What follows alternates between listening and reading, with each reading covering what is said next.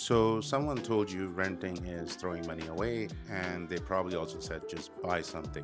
They didn't run the math, and today we do. And the answer just might surprise you. So, over the last three episodes in this series, we've talked about how your bank approval isn't your real budget, and how ownership costs go way beyond mortgage, and why draining your savings on a down payment is a trap. So, today we're going after the most emotionally loaded question, which is in Canadian real estate, that renting is throwing money away. You heard this from parents, you've heard this from coworkers, and you have also possibly heard this from people who bought their house back in 2015 and they never let you forget it. Here's what I want you to do: set the guilt aside for the next 6 minutes, because guilt is not a financial strategy. Now, on paper, the logic sounds simple, that rent money goes to your landlord and mortgage money builds equity. Therefore, renting is bad. Except that's not how a mortgage works, and not in year one and not even in year five.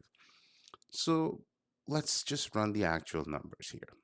Let's say you're looking at a townhouse in Cloverdale or Fleetwood, and in 2026, let's assume the prices are at 975,000. Okay, and you've got 10% down, which is 97,500. Because you're above that half a million, you'll be in that split down payment structure which we covered in episode 3. Then your CMHC insurance premium on the remaining 877,000 is roughly 3.1%, which is another 27,200 that gets added to your mortgage. So your total insured mortgage is approximately $904,700. Now, at a 5% interest rate of about 4.7%, which is about right. I mean, they can change. And a 25-year amortization, your monthly mortgage payment is roughly at $5,000. Now, I want you to write that number down. Now, let's discuss the breakdown here. Now, here's the part that you should see on your mortgage documents in giant red letter. That in month one, when you make that $5,000 payment, roughly $3,500 goes towards interest, and only 1,500 ish go towards your principal. So, of the money that was supposed to be not thrown away, 70% of it is to a bank, not the landlord, to a bank.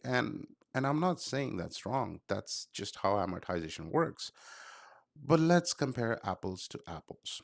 Now, compare a townhouse rental in Cloverdale or Newton again, and roughly it's going to cost you about 2,900 to 3,200 a month.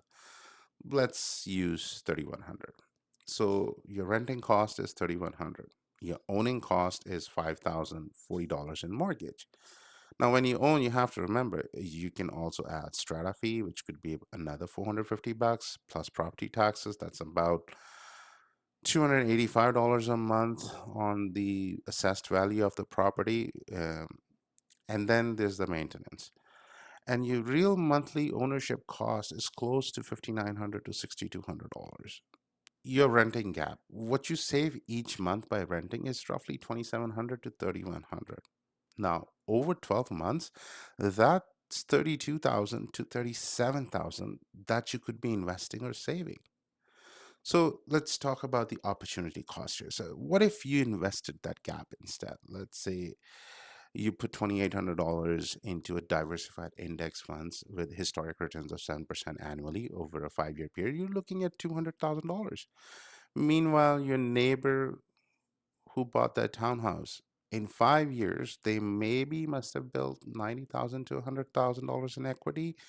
But then there was interest paid, strata taxes, at least one repair bill, which never gets accounted for. Now, this does not mean that renting is always better. It just means that you have to factor in the math as to what you've been told. Now, buying makes strong financial sense when you're staying for 7+ years. That's when equity usually overtakes the cost gap. And you've got 20% down, you eliminate that CMHC, which lowers the monthly payment, and the math is then in your favor. You're buying in a neighborhood with a strong appreciation history like South Surrey, Morgan Creek. And I mean, take it with a grain of salt. There's so many other factors that affect it, but I'm just going off by historic trends. Okay. Or you're buying a home that you live in and love, and you make life decisions around it, not just financial ones. So that's a completely valid reason to buy. And I tell every first time buyer who sits down with me, it's like the best home you can buy is the one you can afford to keep. So the mistake isn't renting. The mistake is renting without a plan. If you are renting and not saving the gap, not contributing towards your FHSA, not building towards a down payment, then yeah, the math isn't working in your favor. But if you're renting intentionally, banking the difference, building an FHSA to a 40,000 lifetime max, waiting for the right market moment, or the right neighborhood, that's not throwing money away. That's kind of like a strategy. Now we've looked at what you can afford, what ownership really costs, and how not to drain your saving, and how to stop feeling guilty about renting. Next episode, we're going one level deeper into something that quietly reshapes your entire purchase price without you even noticing: interest rates. And not just what they are today, but how 0.5% shift changes the price from home you can realistically buy in Surrey. That one is worth your full attention. I'll see you there.